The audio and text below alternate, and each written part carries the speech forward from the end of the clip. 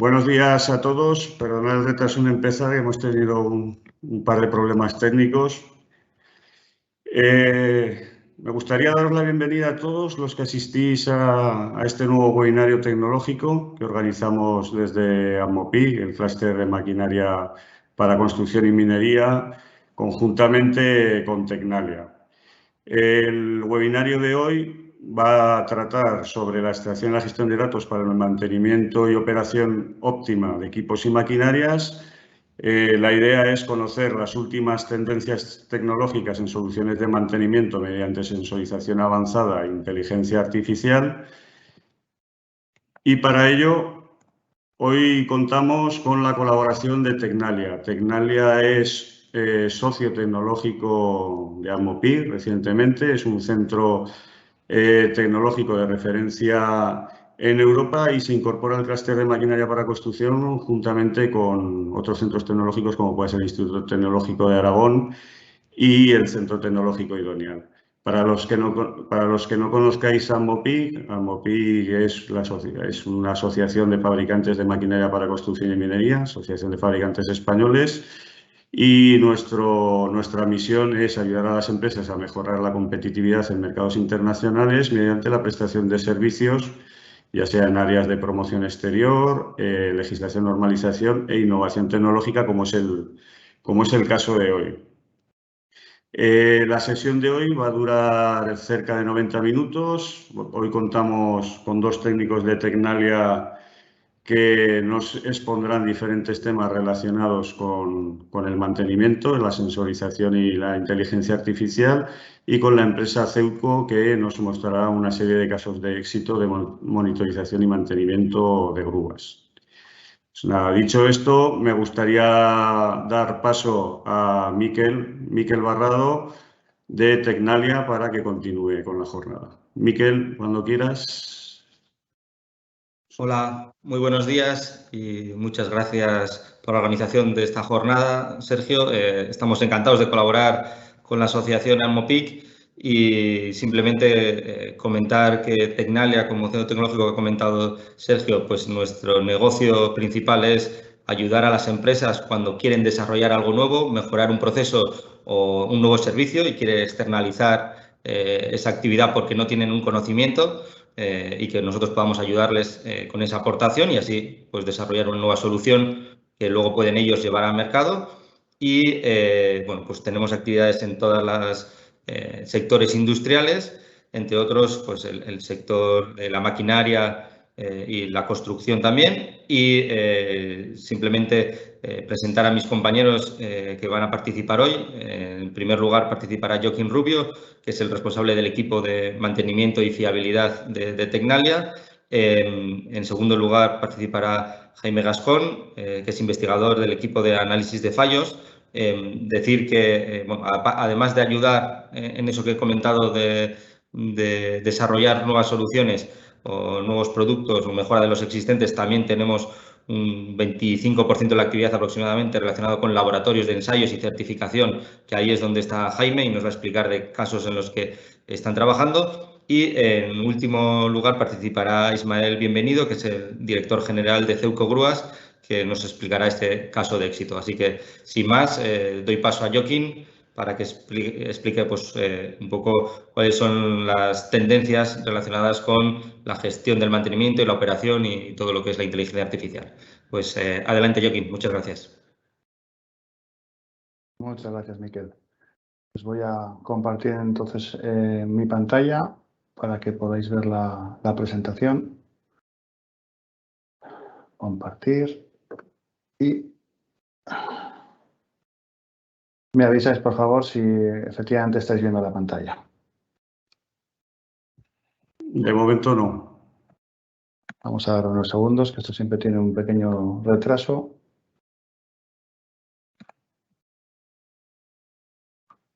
¿No?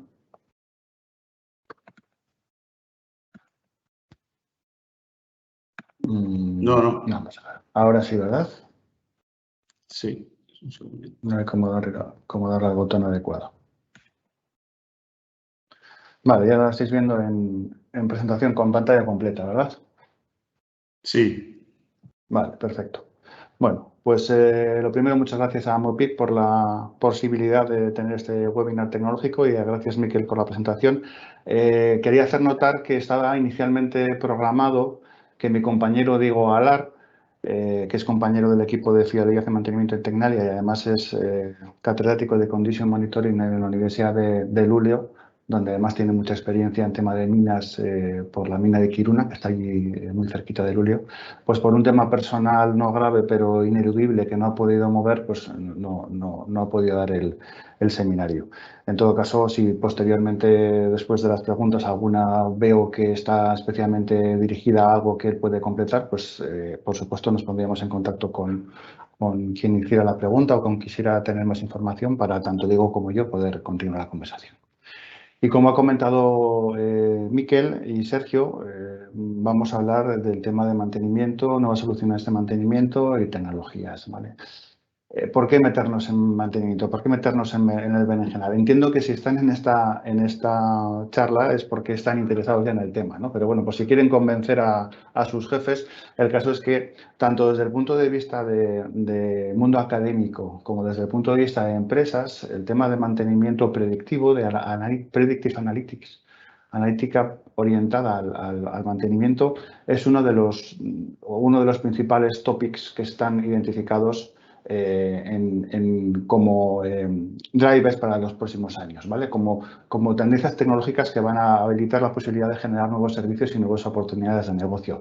Hasta tal punto que las estimaciones de mercado que había en el 2016, que estábamos hablando de 1,5 billones de euros, están poniéndose en marcha. A día de hoy el mercado mundial está estimado en casi 7 billones de euros y se ve como en los próximos años todavía esto está explotando mucho más. Toda la democratización de la sensórica, toda la comoditización de los elementos que me permiten adquirir esa información y gestionarla a lo largo de toda la pila para luego después extraer el valor de esos datos, toda esa facilidad en gestionar, adquirir y gestionar está favoreciendo que el tema del mantenimiento predictivo cada vez tenga más posibilidades de negocio. Y lo que tradicionalmente se consideraba como un centro de coste, es decir, la gente decía, le pago mucho a esta gente de mantenimiento o me cuesta mucho el mantenimiento y nunca pasa nada, o me cuesta mucho el mantenimiento y además se rompen las cosas. Ese concepto ha cambiado y ahora ya se considera que el mantenimiento es una herramienta, una palanca para poder generar valor. Generar valor a través de esa extracción de conocimiento de cómo está mi máquina, de cómo está mi activo, de cómo está mi camión y de cómo va a estar. De forma que si yo sé cómo está y sé cómo va a estar, puedo optimizar mis costes de mantenimiento, puedo reducir mis preventivos y en vez de hacer un mantenimiento basado en tiempo, puedo hacer mantenimiento basado en la condición. O si sé cómo está y estoy vigilando detalladamente mi activo, puedo extender su vida útil más allá del diseño inicialmente estimado. Después mi compañero Jaime Rascón presentará un bonito proyecto sobre extensión de vida en el entorno eólico.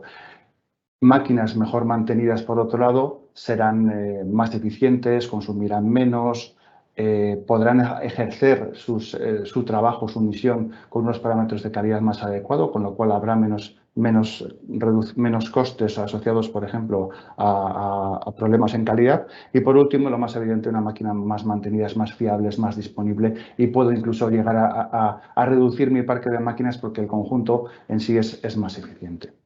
De manera que este tipo de palancas, este tipo de drivers, dependiendo de los sectores, van a tener un más peso o menos. Procesos continuos me exigirán más que tenga que tener máquinas más disponibles porque una parada en un proceso continuo me afecta a toda la cadena, o en otro tipo de sectores, pues por ejemplo el concepto de servitización es uno de los elementos que ahora mismo está en boga, ¿no? La oportunidad que nos da salir de nuestra zona de confort natural, de nuestro modelo de negocio clásico como fabricantes y ya no dejar el producto una vez ha dejado la puerta de mi taller o de mi planta, sino continuar ofreciendo servicios, poniendo en valor mi conocimiento sobre ese activo, permite que cada vez que me meto más hacia la cadena de valor pueda dar servicios de mayor valor añadido. Y eso además me permite establecer una relación diferente con mi cliente, donde yo ya no solo le vendo una máquina, sino que puedo llegar a venderle un servicio o puedo empezar a tener impacto en los procesos internos del cliente, de forma que me posiciona mejor y me relaciona de una forma más firme. Todo lo cual nos hace incidir en la necesidad de madurar las estrategias que tengamos de mantenimiento. ¿Por qué? Porque yo ya no me desentiendo del activo una vez sale por la puerta, sino que yo me comprometo con mi cliente en la ejecución de un servicio. Le doy un producto que tiene que estar bien mantenido porque tiene que ejercer su función, tiene que hacer su misión. De manera que lo que tengo que hacer ahora es conocer exactamente cuáles son los elementos de mi máquina, cuáles son los fallos de mi máquina cuyos efectos afectan más a esos drivers que he comentado, por ejemplo, disponibilidad, encontrar las causas de esos fallos y vigilar que esa causa no se dé o que si se da, yo sea consciente de ello para poder identificar y prever la aparición de ese fallo. Y como fabricantes están en la posición adecuada porque son conocedores de exactamente lo que puede fallar en sus máquinas. De manera que sobre esos elementos críticos, esos son los elementos que más me pueden afectar, tengo que ir avanzando en la estrategia de mantenimiento. Los elementos que no son críticos no me hace falta invertir en mantenerlos. Las bombillas no las mantenemos. Sencillamente cuando se funden las cambiamos. Lavavajillas de casa lo mantenemos cuando se rompe, pero la caldera, que ya tiene unas consecuencias más graves, incluso es un equipo más caro y además hay legislación que me lo exige, le hago un mantenimiento preventivo. Según voy avanzando en el precio y en el efecto de fallo de un sistema, tendré que ir avanzando en la maduración de la política de mantenimiento que estoy haciendo, de un solo mantenimiento correctivo a un preventivo, a un mantenimiento basado en la condición, a una gestión de qué hago con la información relacionada con la estimación de vida útil remanente, hasta lo que llamamos mantenimiento prescriptivo, donde yo puedo relacionar el estado de salud actual de mi activo con la misión que tiene que ejercer. No es lo mismo un camión, un autobús funcionando en una ciudad plana que en una ciudad con cuestas. La probabilidad de fallo en una misión, en un trabajo de mayor exigencia mecánica, hará que tenga que tener en cuenta eso a la hora de planificar mis acciones de mantenimiento. Y como fabricantes tienen la oportunidad de actuar a lo largo de todo el ciclo de vida. En la parte de diseño, asegurando la mantenibilidad de los activos desde la fase de diseño, y en la fase de operación, introduciendo señales, sensores, inteligencia en el producto para que yo pueda saber cuando hay una anomalía, pueda detectar esa anomalía, pero ya avanzar en la diagnosis. La diagnosis es no solo la detección, sino la localización y la identificación del fallo, para que yo entonces pueda lanzar la orden de mantenimiento correspondiente. A eso es en relación a lo que está pasando. En relación a lo que va a pasar, si yo conozco bien mi máquina, si conozco el contexto de la operación, puedo llegar a hacer una estimación de vida útil remanente y adelantarme a la probabilidad de fallo. De manera que genero, desde mi punto de vista de fabricante, un concepto integral a lo largo de todo el ciclo de vida del producto, donde yo, en una fase de diseño, conocedor de los elementos de fiabilidad y de la capacidad que tengo de hacer cambios de diseño para asegurar la mantenibilidad y meter un sistema de monitorización para poder tener información de esos fallos críticos, en operación fusiono esa información de salud con información de contexto y ofrezco servicios de diagnosis y de predicción. Y con esos servicios de diagnosis y predicción estoy ofreciendo información a un sistema de soporte a la toma de decisiones que me va a permitir planificar, como he dicho, la misión en función de la exigencia de la misión y de la salud de mi activo, diseñar controlar el stock que tengo que tener de piezas porque yo puedo prever qué es lo que va a fallar en ese contexto, puedo decidir la estrategia de mantenimiento, puedo diseñar cuál es el soporte logístico más adecuado para ese flota de equipos en ese entorno de operación. De manera que lo que estoy haciendo es poder comunicar silos de información que hasta ahora están incomunicados, como puede ser la parte de diseño con la parte de operación o con la parte de gestión, y establecer cauces de comunicación de la información para poder gestionar y dar servicios más avanzados. Que no siempre tengo que darlos yo como fabricante, en ocasiones lo que hará será ofrecer información a alguien que está operando para que esa persona que está operando, que sí dispone de todas las fuentes de información, pueda tomar una mejor decisión. ¿Cómo voy a hacer todo esto? Pues con dinero, con amigos y con tiempo. Dicho así, parece un plan de fin de semana ahora que lo pienso. Pero bueno, al final esto es una inversión y hace falta dinero. Es cierto que, como he comentado, todos los sensores, todos los sistemas de adquisición y gestión han bajado mucho de precio, con lo cual la inversión va a ser menor. Digo con amigos porque en muchas ocasiones las empresas no contáis con todos los perfiles que se necesitan para hacer un tema de inteligencia artificial o de sensórica avanzada, con lo cual hay que buscar aliados estratégicos que me puedan complementar y acompañar en este camino. Y después tiempo. Esto no viene de la noche a la mañana. Hay que hacer muchas pruebas de concepto, hay que hacer muchas pruebas piloto, y hay que tener un plan para saber cuál de esas pruebas pilotos voy a llevar a producción, porque si no podemos tener el problema, como dice mi compañero Diego Galar, que algún CEO le ha dicho, que tiene más pilotos que Iberia. Es decir, corremos el riesgo de invertir en pilotos que realmente nunca llegan para adelante. Es necesario tener un plan.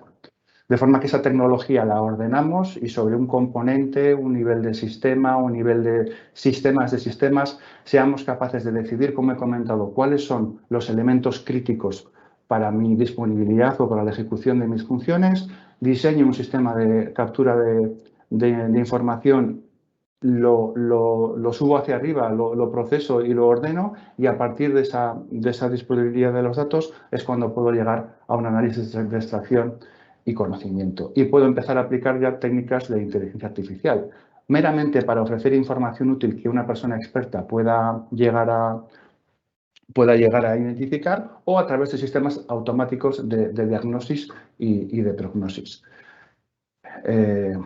Lo único que tenemos que tener en cuenta es que los sistemas de inteligencia artificial aprenden sobre el histórico, y en ocasiones no tengo histórico de fallos, de manera que tendré que buscar estrategias diferentes para poder generar ese tipo de fallos. Es decir, la estrategia de analítica de datos pura tiene sus limitaciones, con lo cual es interesante unir, como he comentado, esa estrategia de analítica de datos o de inteligencia artificial junto con los conocimientos de operación y junto con los conocimientos de los fallos, de cómo pueden fallar las máquinas. Esa fusión, esa hibridación entre información IT de analítica, OT de operación y ET de tecnologías de ingeniería es la que permite dar soluciones. De manera que lo que queremos hacer al final es convertir nuestros sistemas y procesos de mantenimiento, pasar de lo que era un cambio de ruedas en Indianápolis en 1950, y aquí vemos la operación, eso es una operación de mantenimiento. Bueno, pues ahí están, que le están dando golpes aquí a la rueda. No hay como tener la herramienta adecuada en el momento adecuado, y mientras tanto le están llenando el depósito y hay otra gente sujetando el coche, gente mirando, todo muy optimizado. Bueno, pues llevamos aquí un minutillo, ha cambiado o está en proceso de cambiar una rueda, ahora le dan de beber. Con este ritmo, pues la verdad es que le pueden dar primero, segundo y postre. Y bueno, pues ya vemos que esta operación de mantenimiento no está especialmente optimizada ni técnicamente avanzada. Vamos a pasarnos al equivalente hace unos pocos años, donde hay un repostaje en Melbourne que en su momento fue el récord de velocidad. Ahora está ya superado. Pues entonces en 1, 2, 3,7 segundos hemos hecho la misma operación que antes ha tardado bastantes minutos, ¿vale? Bueno, aquí podemos ver evidentemente muchas diferencias, empezando por un tema organizativo. No todo es tecnología, pero un tema organizativo, pero mucha tecnología. Es decir, aquí claramente detrás habrá un montón de sensores en el coche que estarán continuamente dando información sobre los diferentes niveles de salud de los diferentes componentes, que además tendrán en cuenta las condiciones de contexto operativo. No es lo mismo rodar a 30 grados que a 40 grados porque la degradación de las ruedas es diferente, y además las decisiones se toman no solo teniendo en cuenta el estado de las ruedas, sino lo que es mi negocio. Y mi negocio en este caso es ganar la carrera contra mis competidores. La posición de mis competidores, si el competidor está ejecutando el cambio de ruedas o no, todo ese tipo de información, además de la información de cómo está mi activo, de cómo están mis ruedas, son las que hacen que yo decida entrar a boxes a hacer mi operación de de mantenimiento. Y además esa operación de mantenimiento está optimizada, con lo cual estoy eligiendo el mejor momento y las mejores herramientas para poder hacer. Vamos a ver entonces algunos ejemplos que he traído para que vean cómo esto se materializa en casos reales. Empezando por temas puramente de digitalización, es decir, no siempre, ahora estamos en el siglo XXI, industria 4.0, esto es la bomba, pero desgraciadamente muchas veces tenemos máquinas antiguas o máquinas que no están conectadas, con lo cual lo primero que tenemos que hacer es conectar ese tipo de máquinas, hacer el ejercicio, como he comentado antes, de ver cuál es la información que me resulta útil, ver si la tengo o no la tengo, si no la tengo, sensorizar y a partir de ahí generar una estructura que me permita empezar a gestionar todos esos datos. Esto es un ejemplo que comenzamos a hacer con una empresa, con Bellota, que tenía una planta no digitalizada, pero tenía máquina, en este caso tenía máquina nueva, que lo que hicimos fue generar la red de conexión para poder agregar la información y empezar a hacer métodos relacionados basados en datos, ¿vale? Se generan una serie de parámetros de normalidad que entran dentro de los límites adecuados para asegurar la calidad y en función de eso se establecen una serie de avisos. Un paso más allá es otra digitalización y puesta en marcha de una plataforma de mantenimiento y calidad predictiva en una empresa del sector de automoción, donde lo que hicimos fue asociar el histórico de fallos que tenían recogidos en el mantenimiento para poder identificar dos cosas. Una, como en el caso anterior, cuánto de lejos estoy de mi normalidad, pero además, como tenía situaciones de fallo recogidas, puedo llegar a identificar cuál es la zona de fallo, cuáles son los parámetros que me están identificando el fallo. De manera que yo sé cuánto estoy de lejos de la normalidad, pero también cuánto estoy de cerca de los fallos. Es un paso más. Estoy utilizando datos de operación, pero también datos de mantenimiento.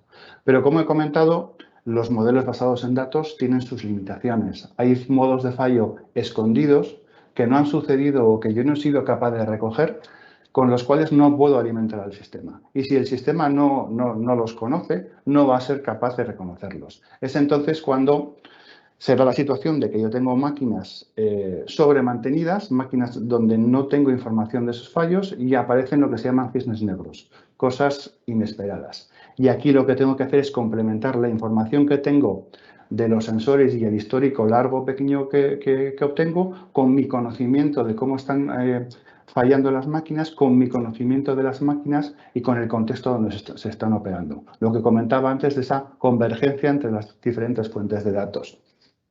De manera que si yo sé cómo está fallando una pieza, si yo sé cómo puede crecer la grita y tengo un modelo de crecimiento de grita, puedo montar sobre ese conocimiento un sistema de monitorización.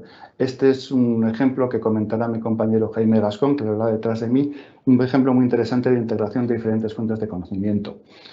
De igual manera, en este caso anterior del aerogenerador que he comentado, el sistema básico de obtención de información era a través de ultrasonidos. En otras ocasiones, en maquinaria rotativa es muy habitual utilizar vibraciones. Desde hace muchos años el tema de las vibraciones es algo que está en las empresas. Se hacen las rutas para identificar diferentes espectros, diferentes armónicos que están asociados a fallos y yo puedo ir viendo la evolución. El paso siguiente es monitorizar de forma continua. Un paso siguiente es esmartizar incluso los propios rodamientos. Eso es una prueba de concepto que hicimos. A la izquierda abajo ven un rodamiento donde hay una pequeña incisión y ahí está integrado un sistema de adquisición de energía, de energy harvesting, más un acelerómetro y un sensor de temperatura que de forma inalámbrica están dando la información de salud del rodamiento. Y esa prueba de concepto la llevaron a cabo en la Universidad de Luleå, donde, como he comentado, trabaja mi compañero Diego. Lo pusieron en marcha sobre un elemento ferroviario que no solo conseguía información del propio rodamiento, sino que a través de la vibración podía llegar a ofrecer servicio más allá de la propia función de protección de rodamiento, ofrecer un servicio a través de detección de otro tipo de fallos en el bogie o incluso en la propia infraestructura. De manera que la automatización de procesos de adquisición de salud tradicionales es también una forma de avanzar en el mantenimiento. En el caso anterior estábamos automatizando en base a vibraciones, En este caso que están viendo ahora, en el que estamos trabajando sobre un tren de laminación en caliente, donde hay grandes motores que están bobinando y desbobinando las bobinas, valga la redundancia, y soplantes que son críticas y que mantienen las temperaturas y los flujos de aire necesarios, hemos desplegado, bueno, donde ya había desplegado, por cierto, porque esto es una tecnología que ya comento que no es nueva, donde ya había desplegado una red de adquisición de sensores y una plataforma que la visualiza, lo que estamos desarrollando es un sistema de automático de diagnosis y de prognosis, y que además se adapta al proceso. Como en el caso de la maquinaria de construcción, el tema de vibraciones se suele utilizar mucho en la parte de equipos estáticos, equipos dinámicos que trabajan en un régimen estacionario. Es decir, yo arranco un motor y lo mantengo funcionando hasta que lo apago al mismo régimen. En el caso de la construcción no es así. Es decir, ahí hay un montón de máquinas que están arrancando y parando, de forma que la aproximación tradicional de análisis estacionario y vibraciones no vale. Bueno, pues aquí estamos introduciendo algoritmos que me permiten de procesos no estacionarios obtener información estacionaria y poder hacer ese diagnóstico. Y además hemos dado un paso más, y es que estamos utilizando las propias vibraciones que se contagian al motor para, mediante un análisis del espectro de la corriente del motor, poder deducir fallos en el propio motor o fallos en la carga que tiene asociado. Es decir, los motores están moviendo reductoras, de manera que si yo pongo un acelerómetro en la reductora, puedo tener información sobre cómo está mi reductora de forma automática con el sistema que comentábamos de autodiagnóstico en base a vibraciones. Pero incluso podría prescindir de ese acelerómetro si soy capaz de, a través de las vibraciones que entran en el motor por el fallo en la reductora, identificar el fallo en la reductora a través de la corriente del motor. De manera que mi motor ya no solo mueve la reductora, sino que se convierte también en un sensor de fallos en la propia reductora. Este tipo de aproximaciones multisensor sobre sistemas complejos es un ejemplo que nuestro compañero y colega Ismael, bienvenido de la empresa Ceuco, presentará después sobre el caso de una grúa de STS portuaria. Y en otro orden de cosas, en el sector eólico, de nuevo de vuelta, la capacidad que tenéis los fabricantes del efecto que vuestros fallos van a incidir en el entorno donde están trabajando, permite generar estrategias para poder identificar esos efectos sin necesidad de tener exactamente un sensor encima. Es decir, si yo tengo un problema en el mecanismo de yaw, el mecanismo de yaw de un aerogenerador es el que le enfrenta contra el viento. Supongamos que yo tengo un problema en el motor de uno de los motores del mecanismo que hace girar la nacelle. Si tengo un problema en el motor, sé que voy a tener una velocidad de aproximación diferente, voy a tener ángulos de desajuste, y aún sin tener un sensor en mi motor, a partir de información de la máquina puedo deducir que tengo un problema en un motor. Como las máquinas están sensorizadas y tienen acelerometría, si yo tengo el problema en vez de en el motor, lo tengo en el engranaje, solo me sucederá la vibración en ciertas posiciones determinadas, con lo cual buscando esa información o buscando indicadores compuestos del efecto del fallo en mi componente, puedo llegar a identificar si mi componente está funcionando mal, incluso aunque no tenga sensores propiamente. ¿De acuerdo? Y bueno, un ejemplo de lo que he comentado de mantenimiento prescriptivo, donde yo lo que estoy relacionando es la necesidad de operar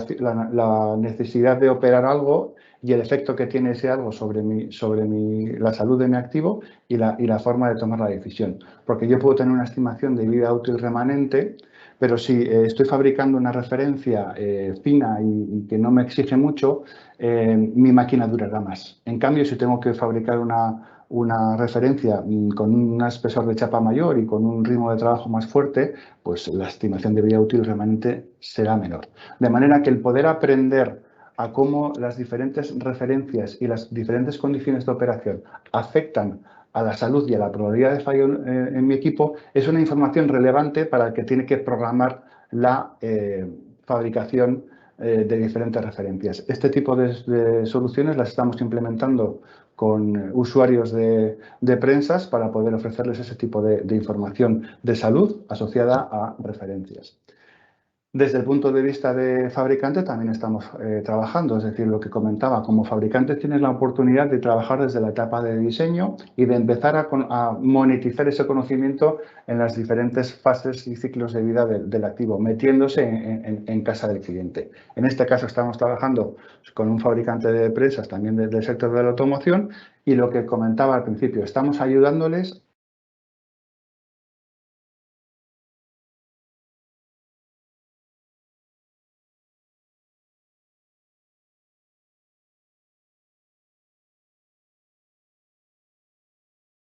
de operar. Creo que sí, porque había un momento que... Sí, me oís, ¿verdad? Sí, ha habido un momento que se ha perdido la señal. Que se ha perdido, vale. Ayudarles a montar todo el sistema de estimación de la fiabilidad para que, aun sin histórico de datos, sean capaces de identificar cuáles son los elementos críticos e incluso en diferentes modelos de prensas donde tienes elementos comunes, generar el sistema de monitorización, generar los servicios de diagnosis y prognosis y ofrecer información al usuario final sobre cómo está mi máquina, sobre cómo está mi máquina en función de las referencias, sobre cómo está mi máquina en función de las condiciones de operación. En este caso, hemos identificado diferentes subsistemas como críticos y hemos propuesto diferente tipología de sensores, bien para equipos dinámicos a través de vibraciones o a través de análisis de corrientes, como comentaba, para la parte estructural, temas de emisión acústica y, por supuesto, mezclar todo eso con los temas de operación. De forma que se genera un indicador compuesto de la salud que me va a permitir tomar decisiones tanto a nivel operativo en el momento en que tengo un fallo en un nivel concreto como a nivel táctico, es decir, si hay unos sistemas que están fallando más de lo habitual o hay una probabilidad de fallo, optaré por una fabricación u por otra, o a nivel incluso estratégico, donde voy a tener información actualizada de la fiabilidad de la prensa o de la familia de prensas. Y en el caso de sistemas en los que, como he comentado antes, no siempre tenga capacidad de identificar los fallos, por eso aparece nuestro amigo aquí a la izquierda, lo que hago es, en algunas ocasiones, si conozco cómo pueden fallar las cosas, me genero mis datos sintéticos de fallo. Eso es algo que hicimos, por ejemplo, en la refinería de Petronor en Muskif, donde trabajamos sobre datos que tenían ya de una red de sensores distribuida sobre soplantes extractoras y bombas centrífugas. De manera que lo que hicimos fue explotar los datos de proceso y los datos de vibraciones que tenían.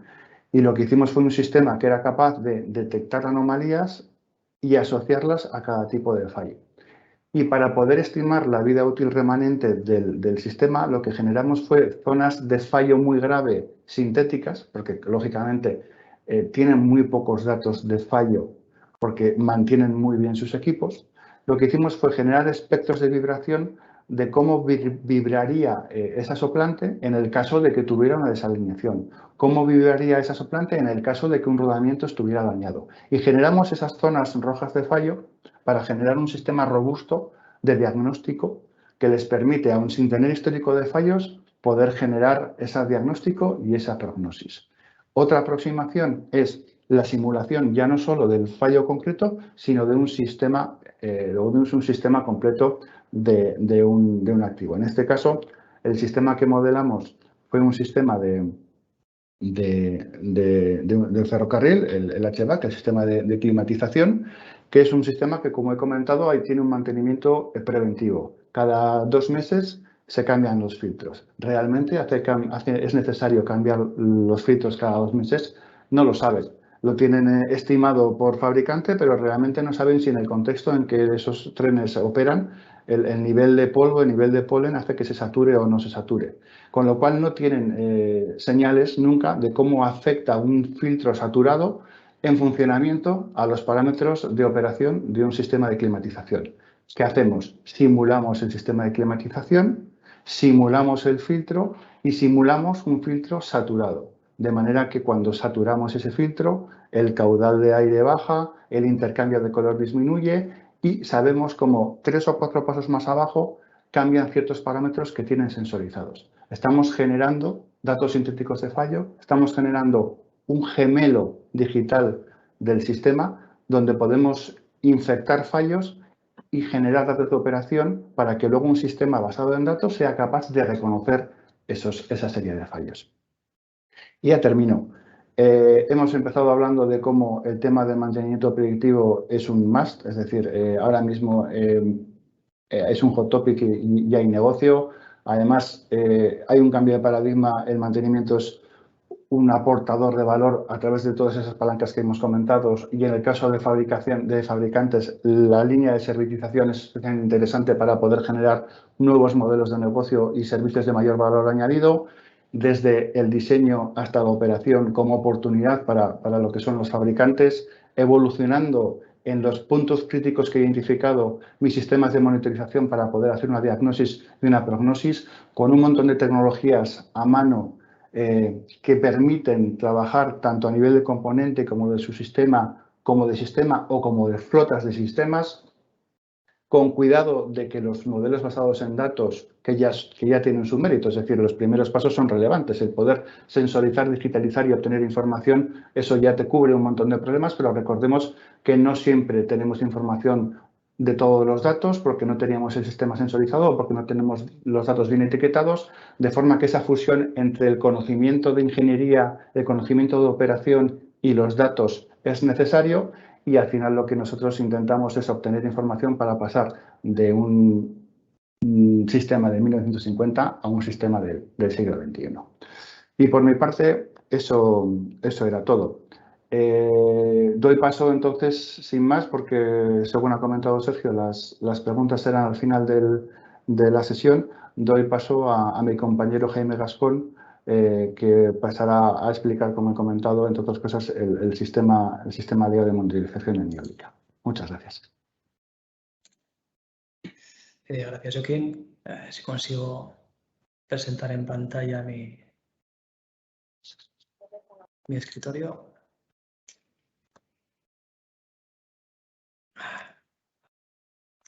Bien, como comentaba Joaquín, la idea, primeramente gracias a MOPIC por la oportunidad de presentar un poco el trabajo que hacemos. Y bueno, básicamente nos dedicamos en lo que es el laboratorio de ingeniería de materiales, nos dedicamos a hacer principalmente análisis de fallo y pues de un tiempo a esta parte, pues lo de índole, podemos estar hablando en base a conocer cuál es la causa raíz de un fallo, podemos estar hablando digamos, de mejorar el diseño, de modificar su geometría, la selección de materiales, de alguna manera para evitar la catástrofe esta que ocurre y suele ocurrir con muchos equipos, ¿no? Y por ejemplo, en este caso se ve como hay una rotura de un engranaje, ¿no? Entonces, como digo, al final la funcionalidad del análisis de fallo no es otra que la de identificar la causa raíz y a partir de ahí pues, adoptar soluciones bien en la parte de diseño o incluso en la extensión de vida. Y de alguna manera, pues lo que es la identificación de esa causa raíz, pues permitiría o permite mejorar o, digamos, optimizar lo que es el mantenimiento de nuestros equipos. Bien, los estudios RCA, ¿cómo los abordamos? Bien, nuestra vía de determinación de cuál es la causa raíz se basa en los conocimientos de ingeniería forense, que básicamente está compuesto por dos fases. Una primera en la que pues identificamos cuál es el proceso digamos, de fallo del componente. Lo hacemos con herramientas tan sencillas como una inspección visual, como ensayos no destructivos y luego con cosas un poquito más sofisticadas como puede ser la microscopía electrónica, la microscopía óptica para hacer pues, análisis microfotográficos, análisis metalográficos. Y el único digamos el objetivo primordial en esta primera fase es identificar cuál es el proceso de muerte del componente, ¿no? Es vital saber cuáles son los diferentes procesos, porque normalmente no es un único mecanismo el que toma parte en el fallo de la pieza, sino que son varios procesos. Y es muy, muy importante conocerlos todos, porque en función de su conocimiento vamos a poder alcanzar o no la causa raíz del fallo, ¿no? Y en una segunda fase lo que hacemos es responder a la pregunta de por qué ha ocurrido el fallo. Es decir, la primera parte es identificar cómo muere y la segunda es identificar por qué muere. En una primera fase establecemos cuáles son los parámetros que tienen relevancia en el proceso de fallo y en una segunda parte lo que hacemos es ponderar esos parámetros que están jugando un papel relevante o no en ese proceso de fallo, ¿no? Y para ello, bueno, pues para eso lo que hacemos es una serie de cálculos, caracterizamos de acuerdo con los diferentes mecanismos que toman parte en el proceso, pues lo que hacemos es una valoración de esos parámetros y al final lo que se consigue es determinar cuál es la causa raíz del fallo. Bien, realmente el mundo de los mecanismos que pueden tomar parte en un proceso de fallo son muchos, pero bueno, se pueden dividir en familias, en 4 familias que serían la familia de tensión, la familia de contacto, los procesos de corrosión y aquellos asociados a temperatura. Y dependiendo de cuál es el mecanismo que está actuando, pues los rasgos, por ejemplo, en el caso de las roturas, pues cada mecanismo de rotura pues tiene sus propios rasgos. Y lo que hacemos en esta primera fase que comentaba, la parte laboratorial, lo que hacemos es una identificación de aquellos rasgos para saber cuáles son los mecanismos que toman parte en el proceso de fallo. Bien, unos breves ejemplos de lo que supone, bueno, pues esto que estoy diciendo, ¿no? Es llevado o aterrizado ¿en qué estamos hablando? Bueno, pues estamos hablando de, por ejemplo, en el campo de la rotura estamos hablando de texturas, estamos hablando de que, por ejemplo, una sobrecarga frágil se caracteriza por una textura brillante, o sea, y aparte de una textura rugosa.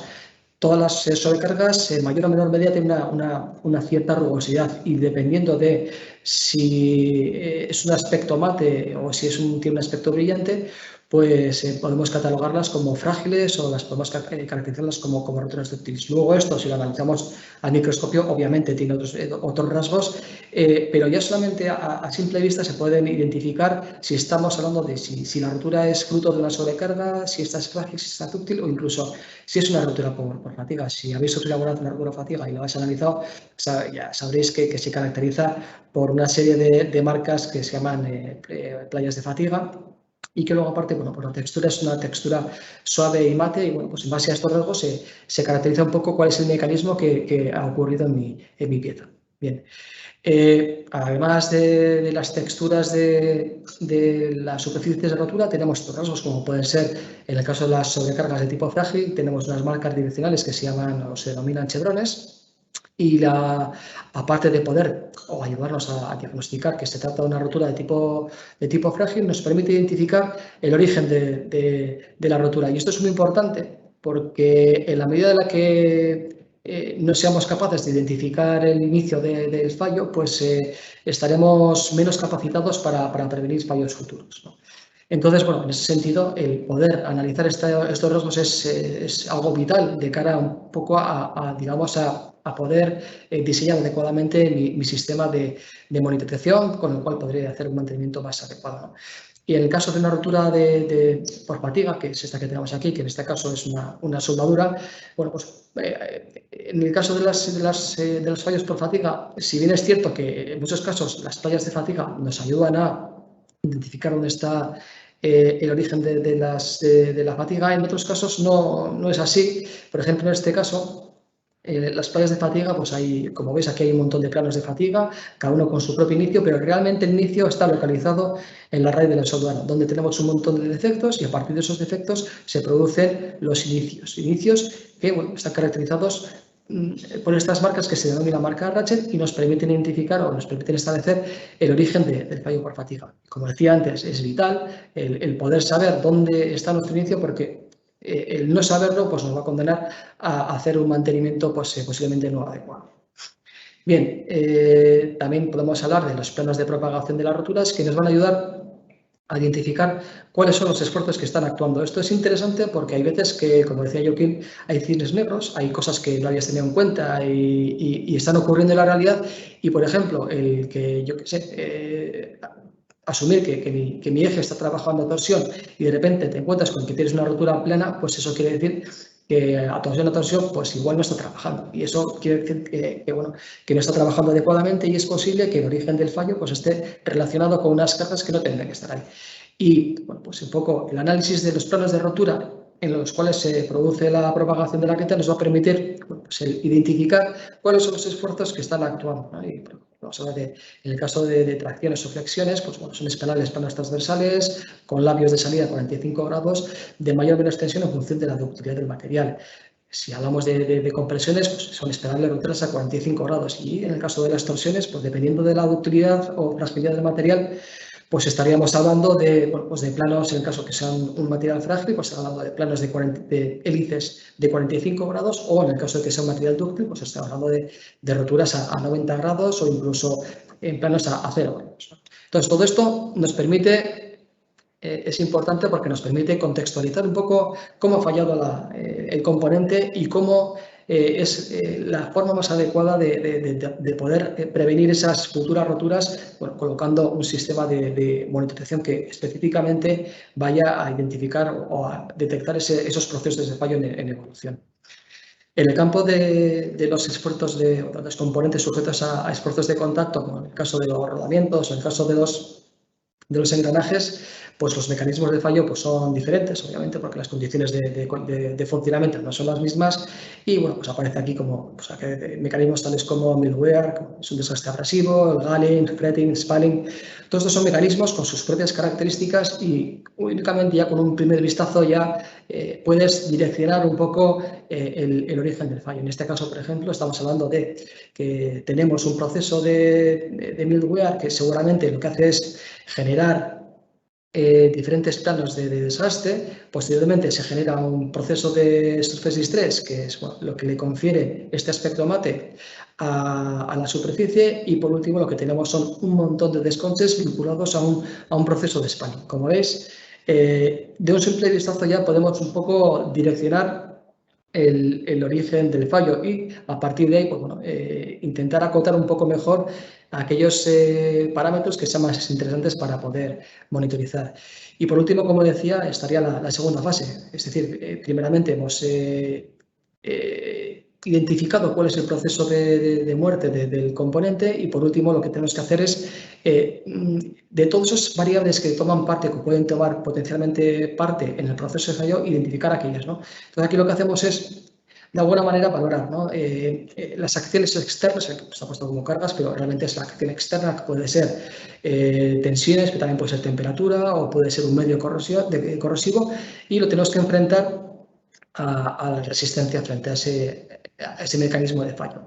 Entonces, en algunos casos pues, se produce un fallo pues, porque tenemos un uso inadecuado, es decir, estamos ponen unas cargas por encima de las especificadas y se produce un fallo a pesar de que mi resistencia es adecuada. En el caso en el que la resistencia no es adecuada y estamos, digamos, trabajando bueno, pues con un componente bueno, pues con unas ciertas carencias, una serie de mermas en su resistencia, pues bueno, podemos provocar el fallo.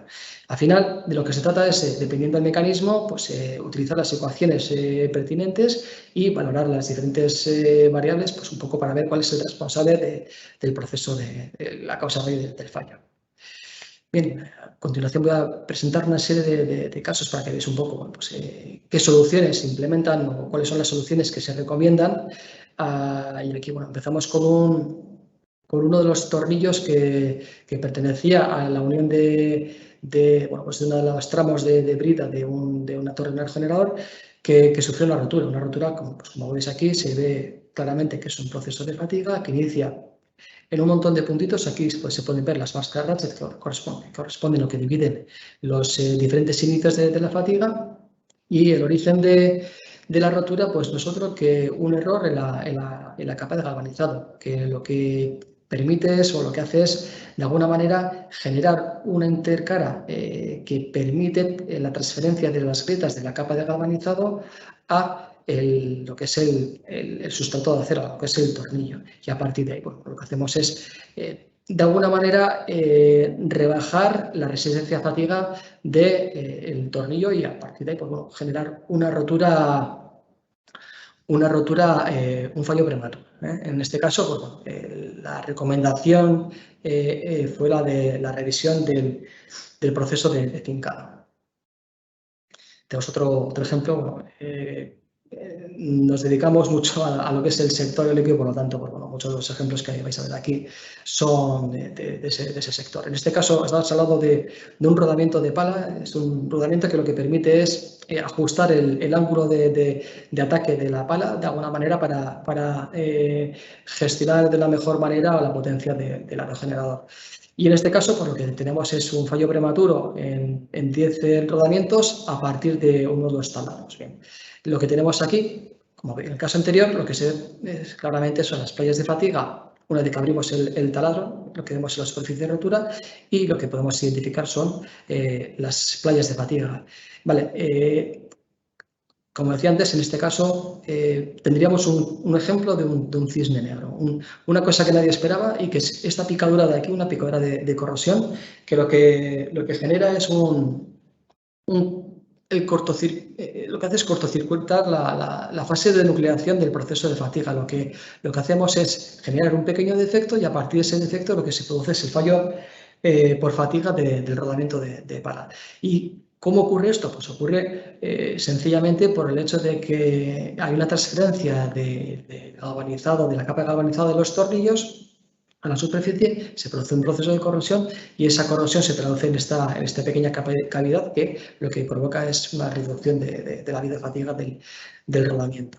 Bien, ¿cuál es la solución? Pues, en aquellos rodamientos que no tenían agrietamientos, la solución es tan sencilla como soltar los tornillos, tan sencilla, tan complicada como soltar los tornillos in situ y añadir un inhibidor de la corrosión utilizado en el sector aeronáutico para evitar esa corrosión, de la cual se deriva el proceso de fatiga. Y en aquellos rodamientos que estaban agrietados, pues bueno, la propuesta era realizar un mecanizado in situ y posteriormente proteger con el inhibidor de la corrosión. Este es un caso en el que lo que tenemos es un rodamiento del sector del ferrocarril, y que al poco de ponerse en marcha, lo que se produce es un ruido excesivo de los rodamientos, y el análisis lo que permite es establecer que el proceso, que los rodamientos se hayan dañados por un proceso de fretting, y posteriormente un mecanismo de fretting. Es un mecanismo bastante caprichoso o puñetero, porque es algo que se produce durante el proceso del transporte. Por así decirlo, es un proceso una fatiga en estático que ocurre durante el transporte de las unidades de metro. Son transportados por carretera, y durante ese transporte lo que sufren son una serie de vibraciones, y a partir de ahí se generan unas indentaciones en las pistas de los rodamientos, y a partir de ahí, esa es la razón por la cual se genera ese ruido. Bien, la solución, obviamente aquí no había opción de arreglar los rodamientos, sino que lo único que habría que realizar sería sustituirlos, y para los equipos o para las unidades que haya que transportar, había que tomar la solución es fijar perfectamente los elementos, o, si no es posible, desmontar los motores donde iban montados estos, a los que pertenecían los rodamientos. Bien, y por último os presento un poco el caso Leo, que es un ejemplo de la aplicación de mantenimiento predictivo a unos ejes de baja de una serie de aerogeneradores, de una flota de 100 aerogeneradores, que en 2 casos se produjo la rotura del eje principal, con una consecuencia la consecuencia del desplome del rotor, que es donde va montado el buje con las palas. Al final,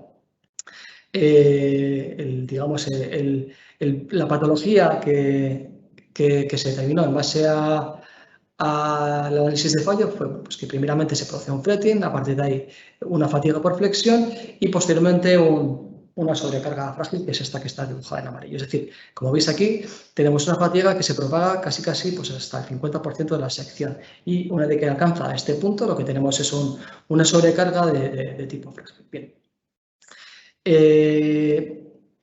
Es imposible determinar cuáles son los ejes que pueden tener ese fallo y bueno, pues al final lo que se decide es continuar con el funcionamiento de los mismos utilizando primeramente un mantenimiento predictivo basado en inspecciones manuales y al cabo de un cierto tiempo, pues por requerimiento del cliente, lo que hacemos es desarrollar un equipo, el equipo Leo, que, bueno, pues que lo que hace es 3 tareas con un solo equipamiento, ¿no? Que es la inspección del eje, la evaluación de los resultados y la gestión del aerogenerador.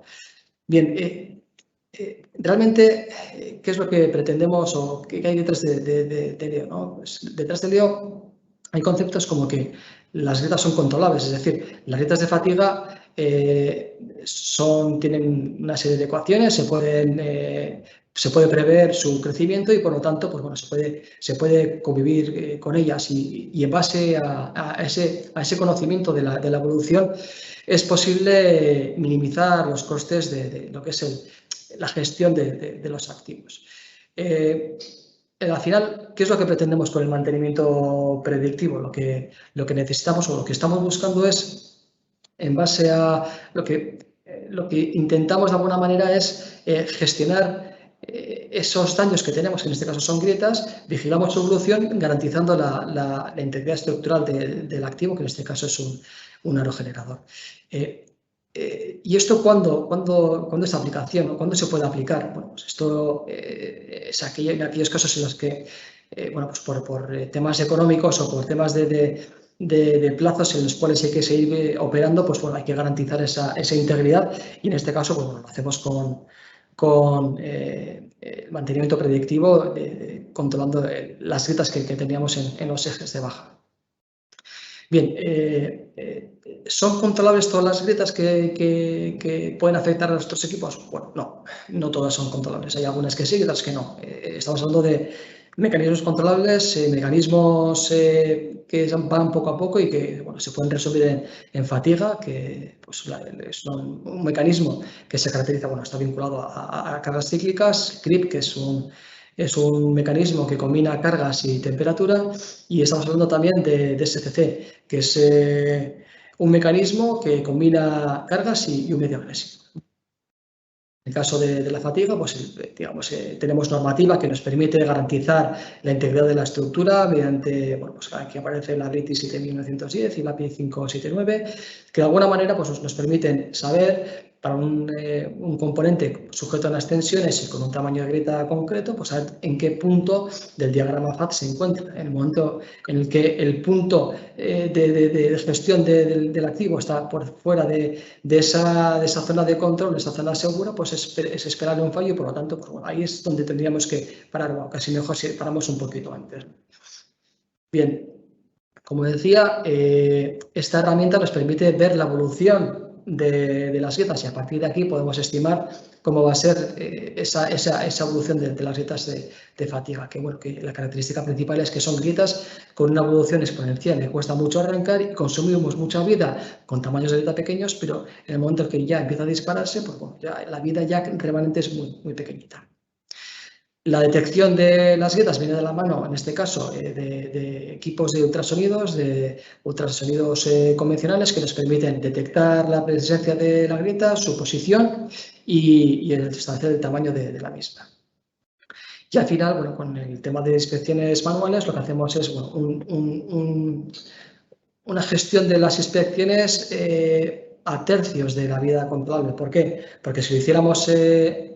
obviamente lo podemos hacer con la vida controlable porque en el momento en que fuéramos a inspeccionar seguramente ya el componente estaría en el suelo y tampoco lo es recomendable hacerlo a mitades porque es posible que si fallamos en la inspección, para cuando vayamos a inspeccionar la siguiente vez seguramente no lo encontremos en el suelo. Entonces, una combinación o un buen balance de coste y efectividad pues sería hacerlo a tercios.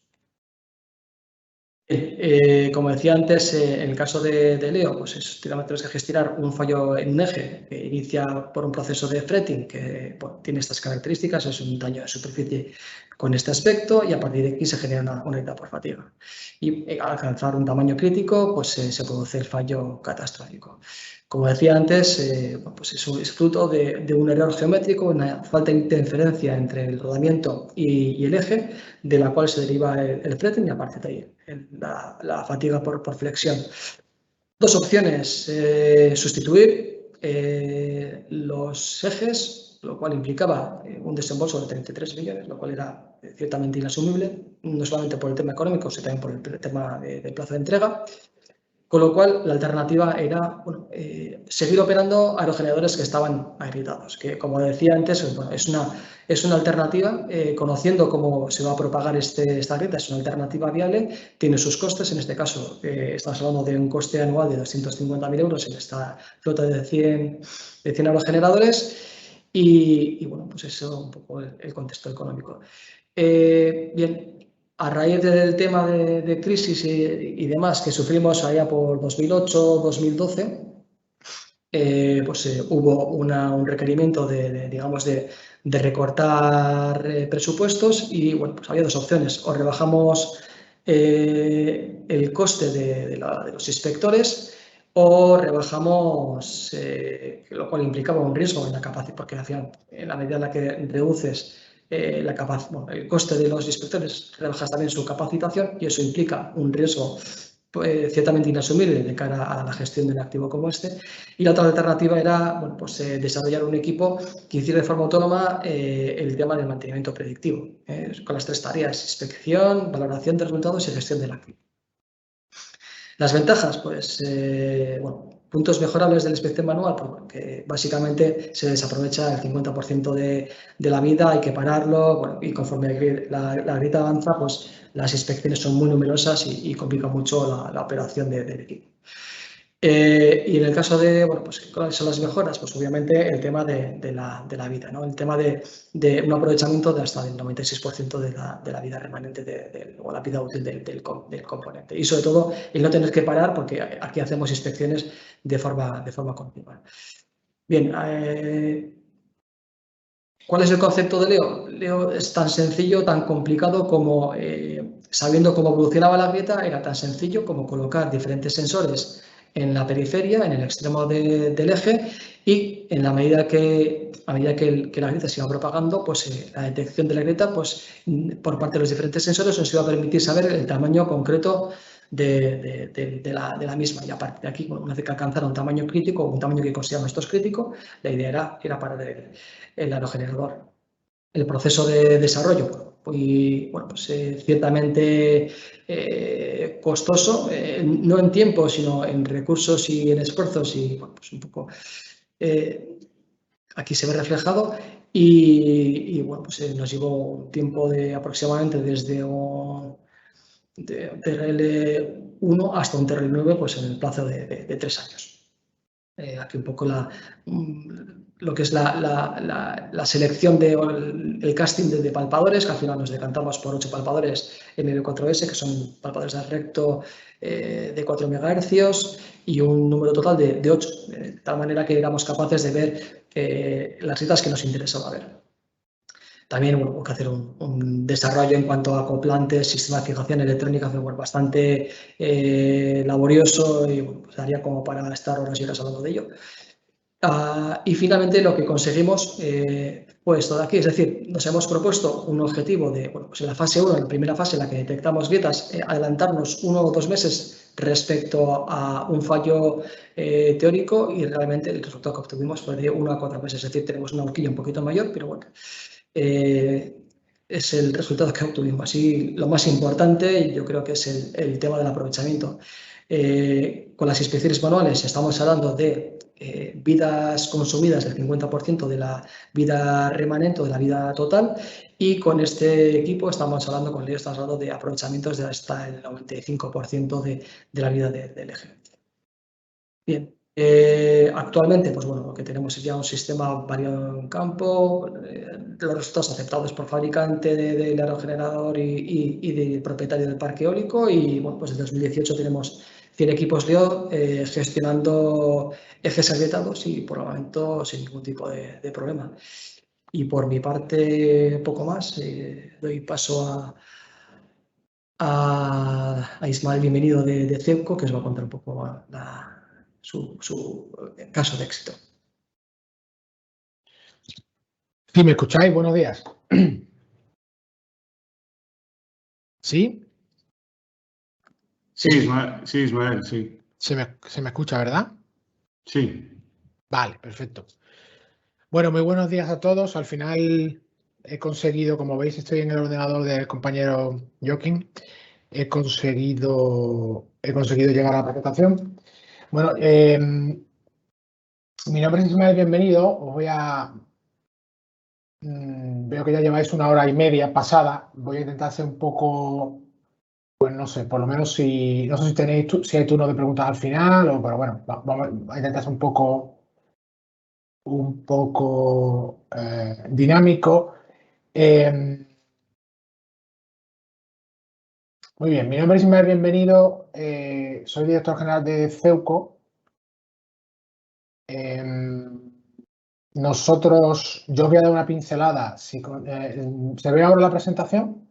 Lo que no se ve es en modo... Vamos a ver. Sí, se ve, pero no en modo pantalla. Esto... Ahora sí, ¿verdad? Sí. Muy bien. Como os decía, ahí tenéis mis datos de contacto para cualquier duda, cualquier pregunta. Yo quiero tener un enfoque eminentemente práctico, daros una pincelada de lo que hacemos nosotros, sobre todo porque quiero explicaros por qué nosotros abrazamos este tipo de tecnología, ¿no? A qué nos dedicamos y por qué, ¿no? Prometo ser muy breve en esta parte, ¿no? Creo que hay además cierta similitud porque al final las grúas no dejan de ser maquinaria pesada. Nosotros en Ceuco llevamos 26 años trabajando en todo lo que tiene que ver con el mundo grúa, sistemas de movimiento de cargas y maquinaria especial. Aquí a la derecha veis un poco las letras de Ceuco que corresponden a Zorroza, Lima, Urbasa, Cubo y Omega, que son las grúas que son propiedad intelectual que en su día compramos cuando esas empresas dejaron de existir y actuamos como fabricantes, ¿no? Entonces nosotros nos dedicamos, tenemos como 5 pilares. Nosotros nos dedicamos a la automatización y el retrofit de maquinaria especial, sobre todo grúa, retrofit eléctrico normalmente, que es más común que el mecánico, pero bueno, también hacemos retrofit mecánico de todo tipo de grúa. Actuamos también en los campos de diseño e ingeniería, pues en inspección de grúas, en algo que es muy interesante y que igual yo creo que es algo en común, es la estrategia de extensión de la vida útil, mantenimiento de la vida útil, en transformaciones de grúa en recrecidos, que es una cosa que ahora está muy de moda en puertos de contenedores. Y para ello usamos técnicas de elementos finitos en la parte de diseño y tenemos en cuenta los criterios de fatiga. Luego hay un tema que ahora os cuento un poco por qué, que es el que llamamos Industria 4.0, con una serie de proyectos que tenemos lanzados, donde ofrecemos a nuestros clientes pues soluciones de predicción, al final soluciones de predicción del comportamiento de la grúa, ¿no? Y en el área de fabricantes, pues nosotros somos fabricantes de Lima, que es una de estas marcas que os comentaba del año 92, ¿no? Donde somos propietarios de la propiedad intelectual y cálculos y actuamos como fabricantes. Entonces, bueno, yo quería enmarcar un poco a lo que nos dedicamos como empresa que nos dedicamos a la industria de maquinaria pesada. Yo vengo de otro tipo de industrias, que somos una empresa, yo diría que, bueno, conservadora, ¿no? Los cambios nos gustan pocos porque lo que funciona no lo queremos cambiar. Os doy una pincelada de dónde estamos, sobre todo en el territorio nacional tenemos una gran presencia y luego en algunos países de Sudamérica, aunque también tenemos algunos proyectos puntualmente en Asia. Bueno, con esto no os voy a aburrir, esto es simplemente un timing un poco de los hitos de Ceuco a lo largo del tiempo. Nosotros, como empresa, os decía, conservadora, nos gustan un poco los cambios. Hay un momento en que vemos que en el mercado nuestra posición está un poco, bueno, amenazada, ¿no? Como con cualquier análisis de riesgo. Hay al final una competencia en precio, hay actores que vienen de países con costes pues muy baratos de manufactura, ¿no? Ya sabéis, China y otro tipo de países. Y hay un momento en que nosotros entendemos que hay todo un mundo de valor añadido para el cliente si nos metemos en este mundo de la digitalización. ¿Por qué? Porque nosotros no somos expertos como los compañeros que han hablado antes, que probablemente sí sean, bueno, cada uno experto en su campo, pero nosotros en digitalización no somos expertos, pero sí somos expertos, nos consideramos expertos de dominio en el área de las grúas, ¿no? Esto, digamos, es un primer aprendizaje que me gustaría compartir con vosotros, porque me gustaría que llevarais algunas ideas prácticas. La experiencia que hemos tenido es que el enfoque de ser un experto de dominio, nosotros al principio hicimos algún experimento, contratábamos gente, becarios, intentamos montar un pequeño departamento pues bueno, de digitalización y demás. Aquello no llegó a buen puerto.